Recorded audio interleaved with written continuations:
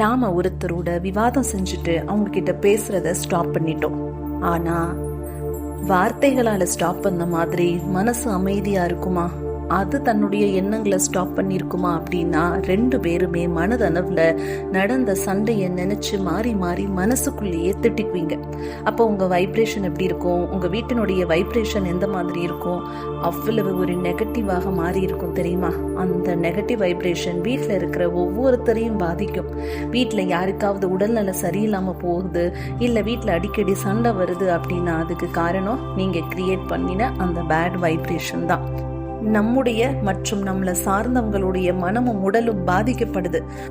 நம்முடைய அன்பானவர்களுடைய பாதிப்புக்கான வைப்ரேஷனை நாம கிரியேட் பண்ணணுமா?